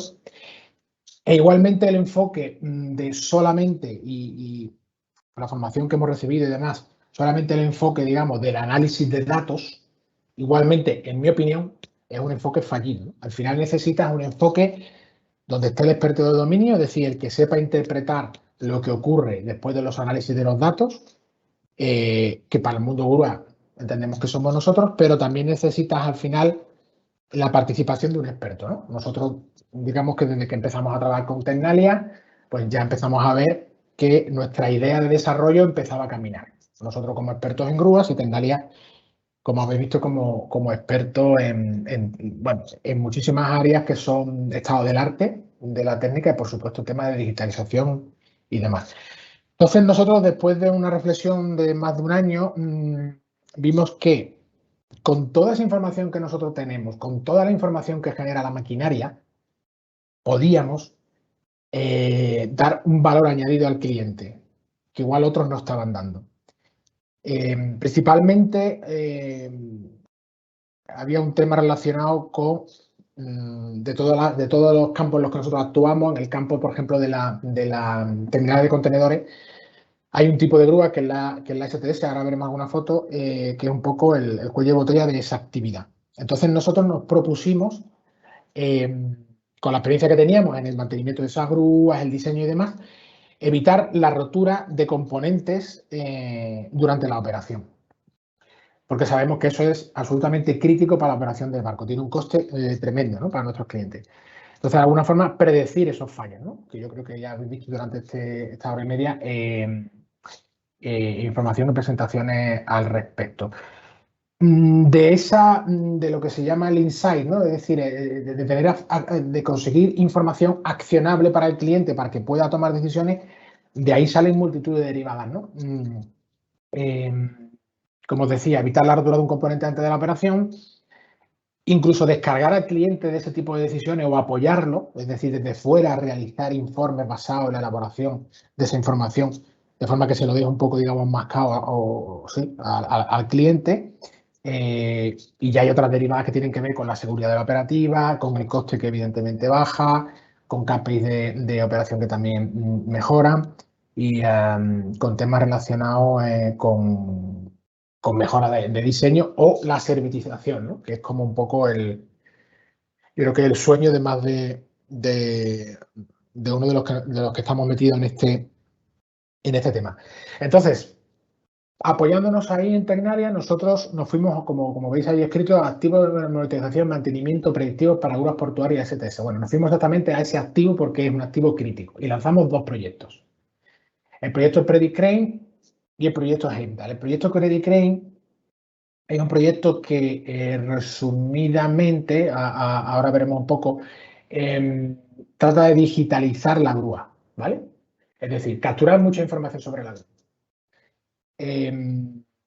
Y el proyecto Heimdall lo que estamos intentando es, algo que tiene que ver con lo que ya habéis visto, es decir, la monitorización estructural, pero que no tenga que ir alguien a medir o un inspector, sino que a través de sensórica seamos capaces de decir pues cosas relevantes sobre la estructura. Posicionamiento de grieta, criticidad de grietas y demás, basado en una serie de sensórica. Digamos que este era para nosotros un primer nivel de proyecto que ya nos permitía ofrecerle al cliente una serie de servicios. De hecho, tenemos algún acuerdo ya con alguna multinacional importante para el despliegue de estos servicios. Entonces, en la parte del proyecto Predicrane que os comentaba, para que os hagáis un poco una idea de cómo en la práctica ha sido, ¿no?, llevar a cabo este proyecto. Nosotros tenemos, digamos, un acuerdo con el puerto Bilbao como puerto piloto para montar nuestros pilotos de monitorización. El proceso al final pasa por un análisis de modo de fallo. Ahí a la izquierda veis un poco, no sé si se lee bien, pero bueno, veis un poco, al final analizamos junto con Tecnalia cuáles eran los economía de la grúa que se podían dar en la grúa. O sea, siempre cuando vamos a este sistema, a este tipo de sistemas predictivos, evidentemente, por eso decía lo del experto de dominio, hay un número de fallos potenciales que tienes que sacrificar, es decir, que tienes que hacer un análisis y decidir en qué fallos te vas a centrar, ¿no?, para poder trabajar sobre ellos, ¿no? No puedes trabajar sobre la totalidad. Aparte porque después del análisis ves que el impacto que tiene ese tipo de fallo pues es mínimo, ¿no? Entonces, primero ese trabajo de ordenar los fallos para quedarte con los que tú entiendes que debes trabajar. Y a partir de ahí, nosotros en nuestro caso elegimos una serie de sistemas en este tipo de grúas. Un sistema es el grupo de elevación, eso era bastante previsible porque es crítico. La parada del grupo de elevación pues deja al activo inservible. Y luego el grupo tractor de puente, que básicamente esto se refiere a la traslación de la grúa. O sea, la grúa anda por unos raíles sobre el muelle, ¿no? Bueno, pues ese sistema. Entonces, pues bueno, una vez que decidimos qué sistemas son los que íbamos a monitorizar y a trabajar, lo siguiente ya es trabajar sobre cómo se monitoriza ese modo de fallo, ¿no? Para capturar ese modo de fallo, qué tipo de sensórica o qué tipo de información, porque a veces la información viene ya del PLC de la grúa o se combina con algún sistema que ya tiene la grúa, y a partir de esa información, cómo elaborar esa información para tener información accionable. Yo insisto en que nuestro enfoque tiene que ser muy práctico. Por eso os hablo de la información accionable, es decir, porque al final muchas veces se hacen análisis y tú dices, bueno, y esto está muy bien, pero ¿para qué me vale a mí, ¿no?, el día a día? Todo este desarrollo me parece relevante destacar que también se hace de la mano de un cliente. Nosotros no queríamos llegar a un puerto, o sea, no queríamos llegar a un resultado final del proyecto y cuando contrastáramos con el cliente nos dijera, pues esto está fantástico, pero a mí esto no me vale de nada, ¿no? Entonces, al inicio nos dimos la mano con Tecnalia como experto en este tipo de tecnología y con algún cliente con el que teníamos la confianza. Aquí os quiero enseñar una pequeña pincelada de cómo, porque todo esto a nivel conceptual, nosotros nos movimos a nivel conceptual durante más de un año, pues es fantástico porque todo funciona, pero claro, cuando pones pie en el suelo y tienes que empezar a conseguir ya datos, procesar esos datos, bueno, pues, lógicamente ahí es donde empezamos con los problemas prácticos, ¿no? Esta es un pequeño esquema del sistema de adquisición de datos, por ejemplo, para el sistema para Predicrane, para el sistema de la USTS. Sin entrar en mucho detalle, al final, como os comentaba, tenemos un PC industrial que actúa como de cerebro, donde se procesarán datos en mayor o menor medida. Y ese PC, digamos, que está conectado a un router, que es el que nos da salida al exterior. Y además de darnos salida al exterior, nos permite que nos entre información en modo wireless, porque hay zonas de las grúas que por su lejanía no cableamos, sino que actuamos con sensores por wireless. Y información propia del control de la grúa, eso también es interesante. O sea, no todo es sensórica IoT, sino también hay información que ya está en los PLC de la grúa. Y lo combinamos con, ahí pone arriba a la derecha, armario de sala de máquina. Bueno, pues, gran parte de la sensorización está dentro de la propia sala de máquina de la grúa, ¿no? Y poco de esta manera es como capturamos toda esa información. Esa información luego pasa por un proceso, yo creo que aquí ya lo que tengo es Heimdall, efectivamente. Esa información, ahora en Heimdall igual, eso sí lo vemos un poquito más elaborado, pero bueno, con toda esa información al final hay desde elaboración muy simple, que es simplemente una alarma. Cuando este valor llegue a un valor determinado, pues dame una alarma, una temperatura de una sala de máquinas, por ejemplo, hasta la elaboración de esos datos a través de algoritmia y lo que hoy llamamos inteligencia artificial para predecir pues una rotura o un comportamiento, un cisne negro, como os han comentado antes. Es decir, pues bueno, un comportamiento que desde luego no está dentro del health monitor, o sea, digamos, de la actuación sana de la grúa, ¿no? Nosotros aquí estamos precisamente montando el piloto con uno de nuestros clientes. Estamos arrancando ahora y digamos que estamos en la fase de decidir cómo serán los informes y la interfaz con el cliente para que él decida qué información quiere ver. Aquí, por ejemplo, es muy interesante, sobre todo, no he querido poner mucha transparencia porque tampoco teníamos mucho tiempo, pero tengo información disponible si queréis más al respecto. Aquí sobre todo nos hemos centrado en captura de vibraciones que sirve para reductores, rodamientos y demás. Capturas de señales de corriente eléctrica, que también combinadas con estas anteriores también te dicen mucho sobre el estado de reductora y rodamiento. Y básicamente eso.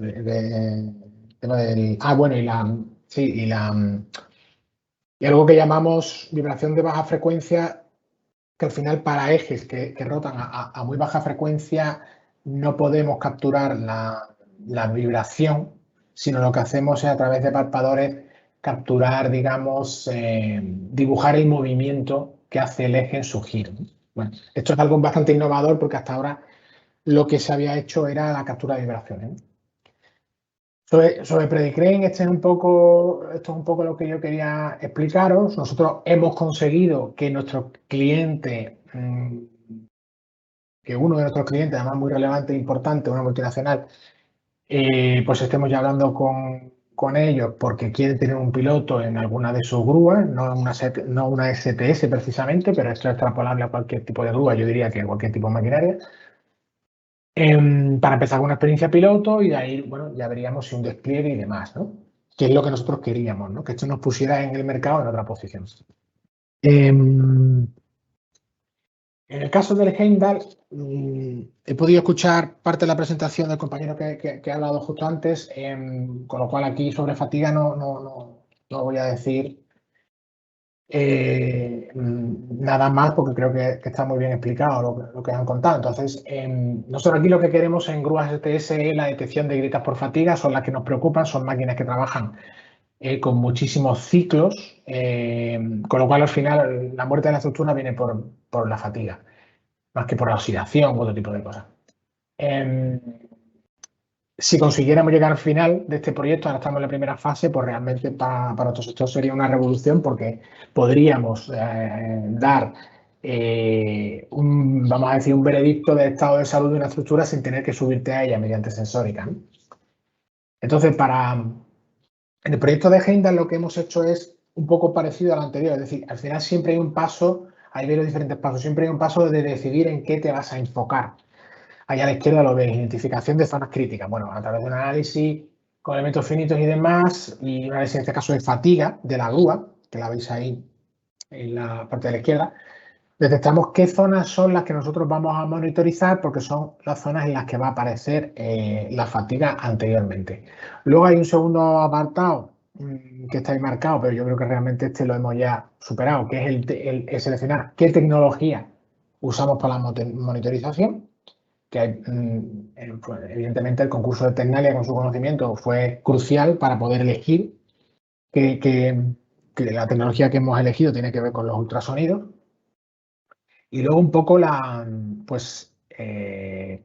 estamos en el proceso de detectando esa información con esos sensores de ultrasonido, ver si somos capaces de emitir una predicción. En esto es lo que estamos con el proyecto Heimdall. Ahí abajo a la izquierda veis, eso es al final un ensayo de laboratorio bastante controlado, donde veis los sensores en color moradito y una probeta, ¿no? Hemos empezado a nivel de laboratorio, vamos de entornos menos controlados más controlados, perdón, a un entorno más realista. Capturamos ahí la información y la procesamos. Entonces, el reto para nosotros es ser capaz de determinar a qué distancia está la grieta con esa sensórica, la posición exacta de la grieta, que no tiene que ser exactamente, no tiene por qué ser lo mismo que la distancia, y luego la criticidad, que no tiene por qué ver con el tamaño de la grieta en sí, ¿no? Sino en el momento, ahí abajo veis en el centro esa gráfica, que esa gráfica lo que habla es de, que también la han comentado antes muy bien, la han explicado muy bien, las diferentes regiones a la hora de la propagación de fatiga. Nosotros, la parte 3 a la derecha no nos interesa porque ahí no hay control y estamos en una zona que no queremos estar. Entonces, lo que tenemos que conseguir es en la parte, digamos, central, ser capaz de detectar que estamos ahí y entonces estaremos ya diciendo algo interesante sobre nuestra estructura. A la derecha veis un gráfico que es real, de ayer mismo estuvimos analizándolo, donde veis un poco con esa gradación de colores, veis esos puntos, lo que significan son los diferentes niveles de progreso de la grieta. Lo rojo es, digamos, donde ya entendemos que no hacemos una predicción, sino estamos ya en zona peligrosa, y estaríamos en lo amarillo. Lo rojo que tenéis abajo, simplemente cambiando el umbral de detección desaparece ese rojo, ¿no? Entonces nosotros ya hemos sido capaces de decir, junto con Tecnalia, oye, los puntos amarillos soy capaz de detectarlos. Con lo cual eso significa que soy capaz de decir, ojo, que ya he salido de la región 1, estoy en la 2 y entonces a mi cliente le tengo que decir pues que algo tiene que hacer sobre, o sea, esa estructura en esa zona está ya en un punto de encaminándose al riesgo, ¿no? De manera que pueda programar la parada y que no sea al final una parada disruptiva de la producción y demás. Ese es el punto en el que estamos con el proyecto Heimdall y ahora lo que tenemos que hacer es pasarlo a un entorno, digamos, de menos control, más parecido a la realidad. Bueno, eso era lo que tenía que comentaros sobre lo que estamos haciendo con Tecnalia. No me quería extender mucho. Tenéis ahí mi contacto para cualquier información que queráis. Por supuesto, cualquier pregunta también. Y yo al final, como digamos, como experiencia, si alguien me dijera, oye, ¿qué me puedes contar? ¿Dónde te equivocaste? Para que yo no me equivoque, pues lo que os comentaba un poco al principio. Como expertos en maquinaria, cada uno en la nuestra o en lo que fuere, tipo de máquina, da igual, tenemos que ir de la mano con alguien que sea experto en las tecnologías de digitalización, analítica de datos, sensórica y todo esto, ¿no? Los experimentos que tratamos de hacer al final no nos llevaron a buen puerto, fue un gasto de tiempo y dinero. Y hay que ir de la mano del experto y hacer posible de un cliente. Y entonces sí que las cosas empiezan a tener otro aspecto, ¿no? Eso era lo que tenía yo que contar. Muchísimas gracias por vuestro tiempo.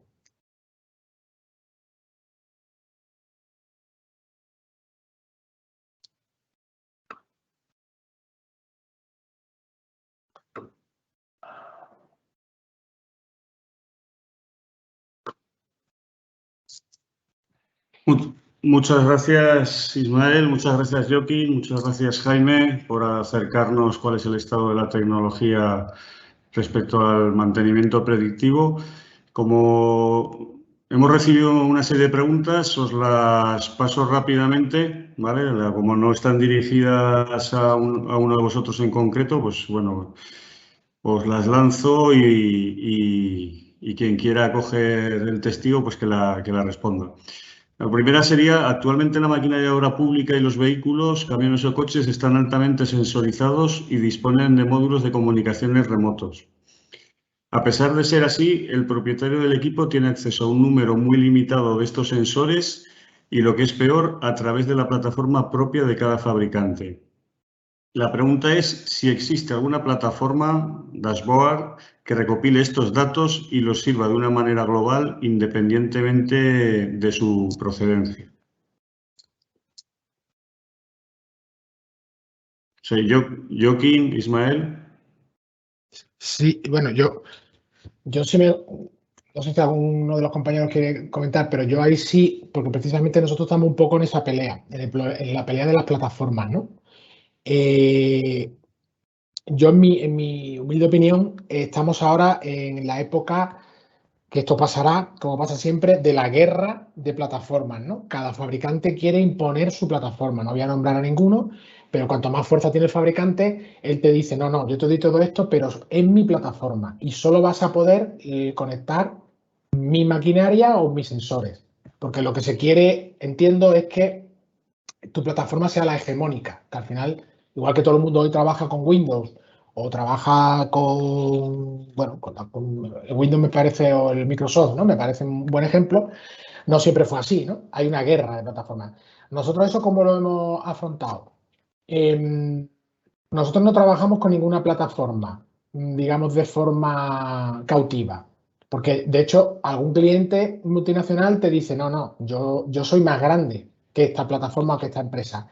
Entonces, nosotros al final actuamos con datos que vienen de los PLCs, que deberían de ser, digamos, en el caso de la grúa, son accesibles de alguna manera, porque, o si no, son replicables. Eso cualquier experto en arquitectura de sistemas, replicar todo lo que hay en el PLC a nivel de señales es sencillo, en la nube, en un servidor, donde sea. Y con la instalación de sensores propios, donde a mí me puede interesar. Traspasar eso a una plataforma propia es relativamente, en nuestra experiencia, sencillo, porque el coste de una plataforma propia, y bueno, si me escucha alguno de los propietarios de plataforma, pues igual no.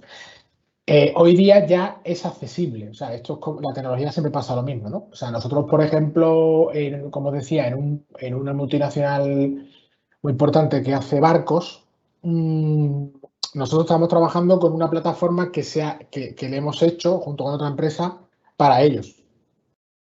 No tiene una gran dificultad, esa tecnología está accesible.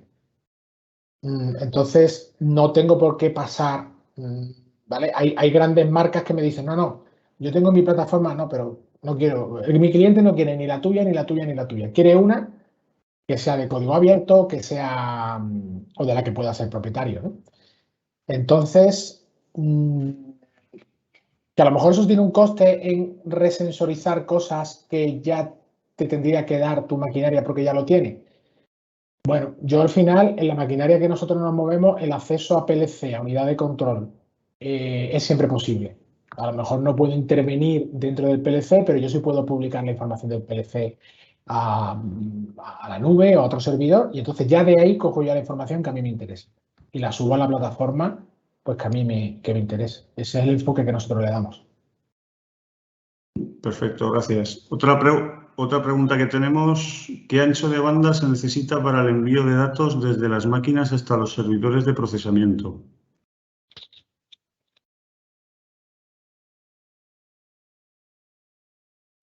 Esa es buena pregunta y mi amigo Asier, si está ahí, que no lo veo, no sé si está conectado. Yo es que ese dato no lo tengo aquí. Yo os lo puedo hacer llegar después, porque ese es un tema, efectivamente es un tema peliagudo, claro. Porque nosotros la decisión, por ejemplo, de ir con Route 4G u otro sistema de comunicación, un LoRa, protocolo LoRa o tal, la parte crítica es qué ancho de banda te hace falta. Y para decidir ese ancho de banda, tienes que decidir cuánto proceso haces en la máquina. Tú en la máquina, ¿no? Lo que se llama el Edge Computing, en el PC que montes, puedes hacer mucho procesado de información y entonces ya enviar muy poquita información. Lo que te puedo decir, no tengo inconveniente en haceros llegar el dato para que se lo hagáis llegar a la persona que pregunta, pero lo que sí os puedo decir es que con un router 4G normal, sacas la información que necesitas. Nosotros, por lo menos en nuestro caso, lo estamos haciendo así. O sea, que es compatible, digamos, con un router 4G normal y corriente. No tienes que tener un sistema mucho más allá. Gracias. A ver, esta pregunta para Jaime. ¿Qué tipos de fallos consideras que todavía presentan retos para su monitorización? Entiendo con el estado de la tecnología actual. Sí. A ver, entiendo. Como tal, los procesos de fallo mecánicos vinculados al tema de tensión, fatiga, está bastante trillado. Quizás aquellos procesos de fallo relacionados con el tema de contacto, pues sí, habría que digamos, desarrollar cosas más potentes para ver fases. Es decir, porque cuando tú detectas vibraciones en un rodamiento, a ese rodamiento le queda un terciario. Con lo cual, el de identificar fases previas a esas vibraciones, pues sería interesante. Entonces, creo que hay bastante para hacer. En Tecnalia, por ejemplo, se está trabajando en temas de monitorización de corrosiones, y en el campo de, por ejemplo, alta temperatura, el tema del sector oil and gas, pues ahí el tema se está menos desarrollado. Ahí lo que es el mantenimiento se realiza, o por lo menos lo realizamos en base a réplicas metrográficas, es bastante manual todo, y bueno, quizás ahí se podría avanzar más. Vale, gracias. Esta yo creo que sería para Joaquín. ¿Qué retos presenta el uso de gemelos digitales para mejorar los planes de mantenimiento predictivo basado en el análisis de datos previos? Gran pregunta, quedaría para otra charla. Vale. Sí, claro, en principio lo que son la calidad de los datos, ¿de acuerdo? Es decir, como he comentado, uno de los problemas que solemos tener es si tenemos los datos bien etiquetados y los datos bien asociados a los fallos, ¿vale? Entonces, eso es uno de los primeros retos, el hacer el análisis de si tengo un histórico que me va a permitir realmente sacar conclusiones de lo que está pasando y de lo que va a pasar. Por eso hay que hacer un ejercicio preliminar, como hablaba, de exactamente cuáles son las magnitudes que quiero medir, porque esas magnitudes son las que me dan la información sobre los fallos, y voy a intentar relacionarlas con otras fuentes de datos. En segundo lugar, yo diría que el intentar, el gemelo digital lo que te permite, más allá de una representación 3D de un activo, de una máquina, de una grúa, lo que te permite es convertirse en una plataforma para poder integrar datos de fuentes de datos heterogéneas o diferentes, ¿vale?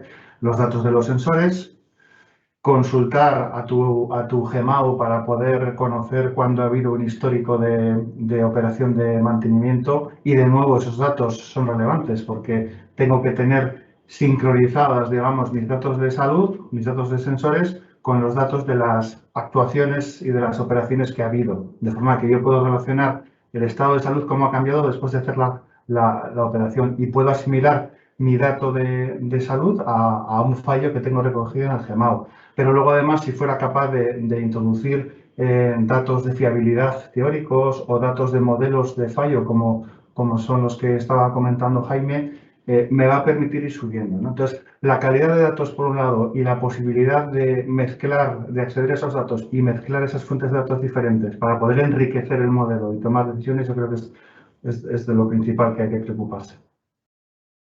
Vale, muchas gracias, Joaquín. Ya como nos hemos pasado el tiempo, la última, yo creo que para Ismael, ¿cómo valora el cliente usuario los servicios de predicción de comportamiento de las grúas en los que estáis trabajando, en los que trabajáis? Sí, es una pregunta muy interesante porque, como yo no me canso de repetir, al final tenemos que tener siempre un enfoque práctico e ir de la mano del cliente, ¿no? Porque hay muchísimos proyectos de digitalización que son muy bonitos, pero bueno, igual no la utilidad, pues bueno. ¿Cómo valora el cliente? Hay dos tipos de cliente. El que quiere hacer algo en digitalización porque le han dicho que tiene que hacerlo y porque está de moda, y el cliente que realmente conoce un poco, ¿no? Yo diría que al final la clave está en centrarse mucho en qué valor añadido das con lo que estás haciendo. Es decir, que por eso hay que ir de la mano del cliente paso a paso. Si vas de la mano del cliente paso a paso, vas a ayudar al cliente a descubrir un mundo realmente increíble, porque realmente ser capaz de predecir, como hemos visto durante las presentaciones, una rotura de un eje o una rotura de una reductora o de algo, o incluso de cosas más complejas, para el cliente es un antes y un después, ¿no? Entonces, si se hace ese proceso con el cliente de escucharlo mucho y, digamos que hacerle algo a medida, el cliente sí valora mucho. De hecho, yo creo que no solo lo valora, sino que rápidamente se acostumbra, pero muy rápidamente, y ya lo integra de manera que no puede. O sea, a veces hace un demostrador y tal, y resulta que como era un demostrador, pues bueno, lo mismo se te cae el sistema, ¿no? A los 4 días, porque no era algo gratuito y tal.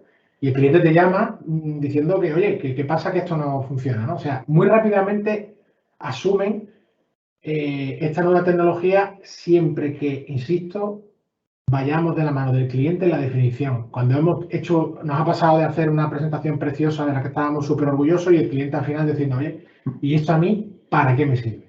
Entonces, claro, eso es duro enfrentarse a eso. Si vamos de la mano del cliente, vamos a ser capaces de darle información accionable y hay un antes y un después. Entonces, la respuesta cuando se hace eso es muy positiva. Perfecto. Pues muchas gracias, Ismael, muchas gracias, Jaime, muchas gracias, Joaquín, muchas gracias, Miquel. Yo creo que ya después de estas preguntas vamos a dar por finalizado el webinario. Simplemente despedirme de todos, agradeceros vuestra presencia y continuaremos mandándoos información de los próximos webinarios tecnológicos que ya estamos programando. Muchas gracias a todos por vuestra asistencia. Un saludo. Muchas gracias, Sergio.